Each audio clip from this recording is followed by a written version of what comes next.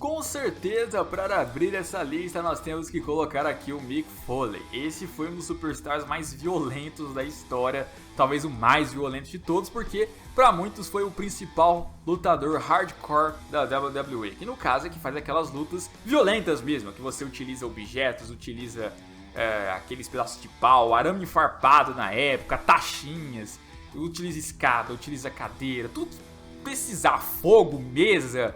E os combates do Mick Foley, os mais marcantes, sempre aqueles que envolvem esse tipo de coisa, sangues e diversas coisas, com vários personagens também, né? Ele já foi Mick Foley, já foi Cactus Jack, já foi Mankind, já foi Dude Love, mas principalmente Cactus Jack, Mankind e Mick Foley, ele fez essas coisas, não só na WWE, tá? Já fez até fora da WWE combates assim, que realmente, cara, você fica com uma certa agonia ali em certos momentos, porque realmente é muito, muito violento, né? Pô, marcantes com o Randy Orton, com o Edge, com o Undertaker. Lembra que o Undertaker acabou com ele, né? Ele não só isso, ele além de bater muito, ele também envolvia-se na violência no fato de ele receber os golpes. Ele caía de jaula, voltava, caía de novo, voltava, quebrava o dente, voltava, colocava fogo nele, voltava, quebrava a perna dele, voltava. Ele não tava nem aí, o negócio dele era entreter o público, era lutar ali, era dar a vida. Mudou a vida dele isso, né? Mudou a carreira dele se envolver com esses combates assim. Ele meio que se esborrachou todo durante a carreira toda. E aí vocês vê como ele é hoje em dia aí. Então, o Mick Foley, claro que está entre aqui os mais violentos da história da WWE. Porque, nossa, de fato, não dá, cara, não dá. O legal do Mick Foley era isso. O que você lembra do Mick Foley é sempre esse tipo de luta. O próprio bastão ali dele, né? Lembra até lá o do The Walking Dead lá. A Lucille lá, que o Negan utiliza e tal, meio que deve ter copiado do Mick Foley essa ideia aí, mas realmente o Mick Foley, cara, não dá. Você lembra do Mick Foley e você pensa nisso. E aí um dos mais violentos que nós temos também na WWE, com certeza, é o Brock Lesnar, né? Ele é violento em tudo que ele faz. As pessoas têm medo do Brock Lesnar pelo perigo que ele é, porque é um superstar extremamente forte, a besta encarnada, como ele diz. E ele tem um histórico de acabar com seus adversários, né? É uma sequência de suplex na luta, uma sequência de F5s, que são golpes de muito impacto. E aí também ele tem um histórico também de fazer aquele estilo dele ficar dando cotoveladas na cabeça dos adversários ali. E aquilo abre ali um rasgo, começa a sangrar. Já fez isso com o Roman, já fez isso com o Cena, já fez isso com o Randy Orton. Já fez isso historicamente aí, no estilo que ele fazia no UFC também. No UFC também ele era muito violento. É força bruta total, né? E aí, ele, no passado, né, quando era-se mais liberado isso, tinha até vários combates sangrentos envolvendo ele. É um cara, assim, violento até quando não tem sangue. É um cara ali que destrói os adversários, lesiona os adversários, acaba com o braço deles, acaba com a perna deles, a cabeça deles, o corpo deles. É, assim, assustador o Brock Lesnar. Então, com certeza, um dos mais violentos da história aí. O Brock Lesnar também, a besta encarnada. Tem que ter medo do Brock Lesnar, porque a violência dele é um negócio assim absurdo.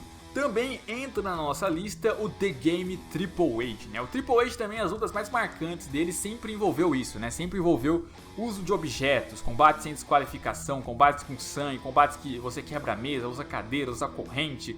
É os combates mais marcantes do Triple H, porque ele em ringue em si, ele não faz tantos golpes, ele tem ali uns 5 moves tradicionais, lá, o Spinebuster, aquela joelhada que ele dá lá que eu não lembro o nome, ele tem também o pedigree, aí faz ali um suplex às vezes e tal, um DDT, e fica por isso, aqueles golpes mais tradicionais mesmo ali.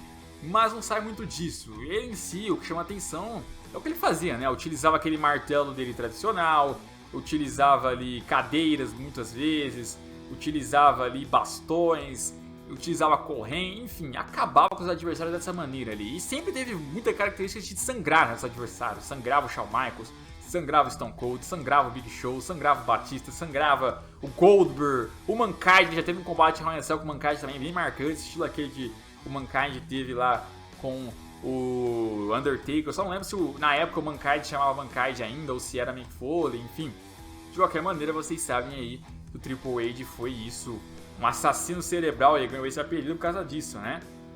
Ele também sangrava muito também. Você tem várias imagens do Triple H ali acabado. Então, com certeza foi um dos mais violentos da história. Esse seu estilo, um superstar aí bastante maldoso, né? Quem acompanhou inclusive lá o Triple H em 2008, geração 2008, viu um pouco disso, né? As maldades que ele fazia lá, a violência que ele tinha desde o começo. Foi um cara bem agressivo, até como do Babyface, ele é muito agressivo. Vocês devem se lembrar lá na rivalidade dele com o Brock Lesnar, aquele combate lá sem desqualificação, que ele acabou com o Brock Lesnar lá com aqueles objetos. Então, tipo, eles sempre colocam ele pra fazer essas lutas marcantes quando é sem desqualificação, né? Com o próprio Sting rolou isso, não sei se vocês se lembram.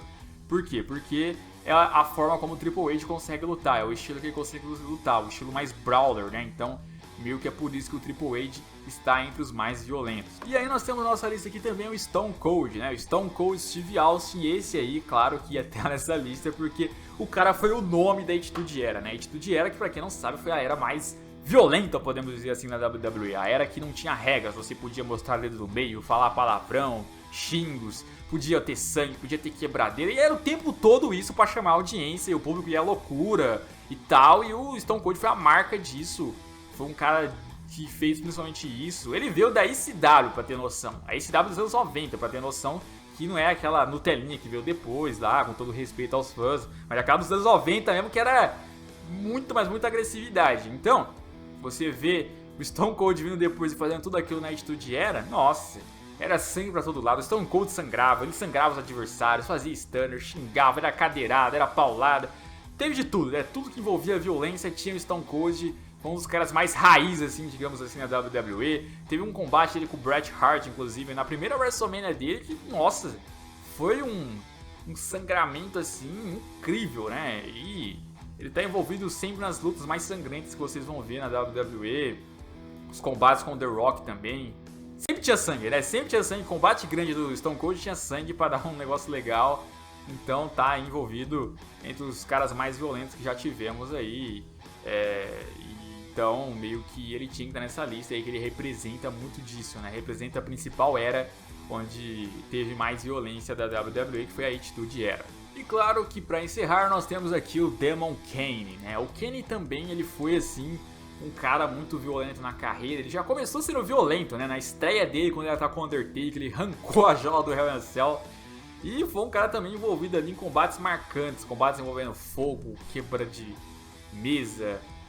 O cara usava muito objetos nas lutas ali, os próprios finalizadores dele ali, o Tombstone igual ao do Undertaker e o Chokeslam ali quebrando o ringue, quebrando coisas. Foi um cara ali também que envolveu muita violência assim em seus combates, até pra representar muito esse personagem dele de demônio. Eu fiquei na dúvida se eu colocava o Kane ou o Undertaker, mas eu acho que o Kane tem um histórico de mais violência do que o próprio Undertaker aí. O Undertaker, apesar de várias coisas aí que ele também já fez nesse estilo, eu acho que ele entraria mais no estilo sombrio do que violência. Já o Kane é mais violência do que sombrio. Eu lembro dele atacando o Zack Ryder, né? Porque o Zack Ryder tava de cadeira de rodas, pra vocês terem uma noção ali. Ele não tinha pena nenhuma, não. O Kane era maligno. Ele fazia maldades com o próprio Undertaker. Já queimou o Undertaker, já. Então, tipo, o cara realmente era maluco. Era um demônio. Não tinha alma nenhuma. Não tinha nenhum tipo de afeto por ninguém. Então, o ódio dele em cima de todos ali era enorme e ele ia fazendo as coisas igual um louco mesmo. O Kane, claro que tinha que também entrar entre os mais violentos da história da WWE. Era assustador ali as coisas que ele fazia. Embora eu sempre achei que poderiam ter aproveitado um pouquinho melhor dele depois de um tempo. Até quando tiraram a máscara dele, eu acho que foi desnecessário ali. Foi um período onde meio que o Kane não foi utilizado para muita coisa interessante. E aí depois, quando voltou, também não aproveitaram direito, porque fizeram ele ser um demôniozinho do bem lá com o Daniel Bryan, e aquilo matou ele, né? Mas ainda assim é um cara extremamente útil e que tem um histórico de violência muito grande, principalmente quando chegou na WWE nos seus primeiros anos, então tinha que estar nessa lista também. E foi esse o vídeo de hoje, eu espero que vocês tenham gostado. Não se esqueça de me seguir nas redes sociais, de se inscrever no canal e deixar o like. Um abraço, até a próxima e fui!